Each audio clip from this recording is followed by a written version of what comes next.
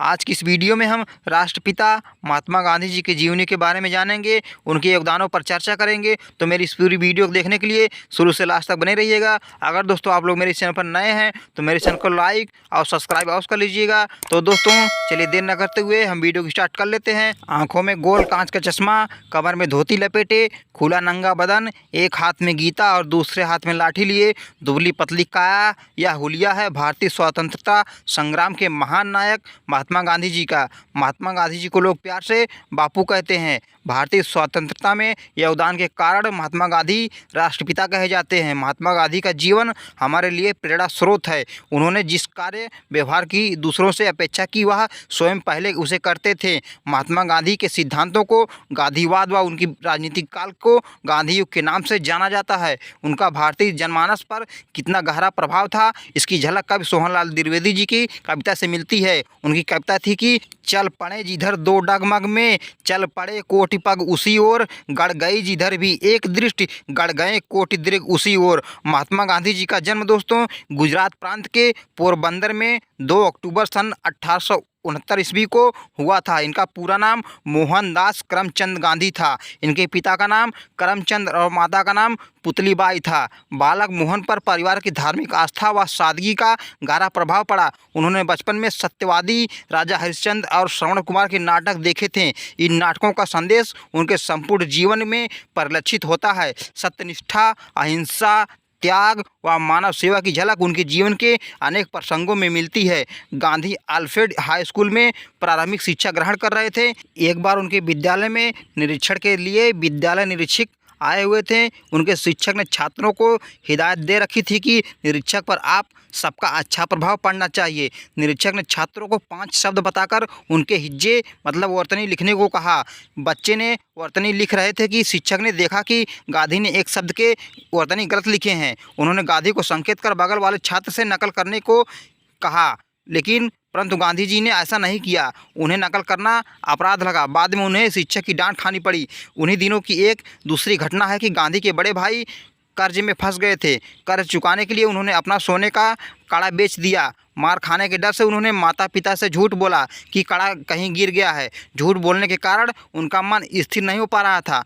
रात भर उन्हें नींद नहीं आई। गांधी ने अपना अपराध स्वीकार करते हुए कागज़ में लिखकर पिता को दिया। उन्होंने सोचा कि जब पिता जी को मेरे अपराध की जानकारी होगी तो वह मुझे पीटेंगे, लेकिन पिता ने ऐसा कुछ नहीं किया।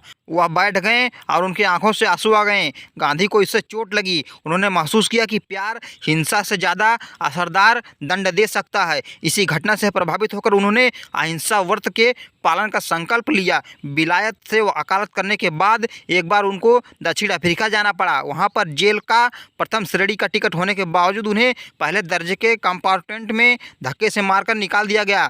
उन दिनों दक्षिण अफ्रीका में रंग भेद नीति का बोलबाला था। गोरे लोग काले अफ्रीकियों और एशियाई मूल के नागरिकों से बुरा बर्ताव करते थे। गांधी जी ने निर्णय लिया कि मैं रंग भेद नीति के विरुद्ध लड़ूंगा। उनका कहना था कि वे हमें तिरस्कार की दृष्टि से देखते हैं। इन अपमानों के आगे झुकना घोर पतन है। उन्होंने भारत में फैली छुआछूत की क्रूरता का भी जमकर विरोध किया। स्वतंत्रता आंदोलन में सक्रियता के साथ ही साथ उन्होंने सामाजिक कार्यों तथा कुरीतियों के विरुद्ध लड़ाई जारी रखी। गांधी जी का कहना था, यदि कोई निश्चित रूप से यह प्रमाणित कर देता है कि अस्पृश्यता छुआछूत हिंदू धर्म का अंग है तो मैं यह धर्म छोड़ दूंगा। महात्मा गांधी ने साबरमती आश्रम के लिए नियम बनाए, जिसमें सत्य बोलना, अहिंसा का भाव, ब्रह्मचर्य व्रत, भोजन संयम, चोरी ना करना और स्वदेशी वस्तुओं का प्रयोग करना सभी आश्रमवासियों को समान रूप से मानने पड़ते थे। चरखे की शुरुआत भी गांधी जी यहीं से की थी। गांधी जी के आचार विचार से अनेक अंग्रेज अधिकारी भी प्रभावित थे। गांधी जी पर जब मुकदमा चलाया जा रहा था तो अंग्रेज न्यायाधीश ब्रूम्सफील्ड ने कहा था, मिस्टर गांधी, आपने अपना अपराध स्वीकार करके मेरा काम आसान कर दिया है, लेकिन क्या दंड उचित होगा, इसका निर्णय ही सभी न्यायाधीशों के लिए कठिन है। जवाहरलाल नेहरू ने मेरी कहानी पुस्तक में गांधी जी के लिए लिखा है, इस पतले दुबले आदमी में कुछ चट्टान जैसी दृढ़ता है जो शारीरिक ताकतों के सामने नहीं झुकती, फिर चाहे ताकतें कितनी भी बड़ी क्यों ना हो। 30 जनवरी सन 1948 ईस्वी को गांधी जी दिल्ली के बिड़ला मंदिर में प्रार्थना के लिए जा रहे थे। उसी समय नाथूराम गोडसे ने गोली मारकर उनकी हत्या कर दी थी। दिल्ली के राजघाट में उनकी समाधि स्थित है।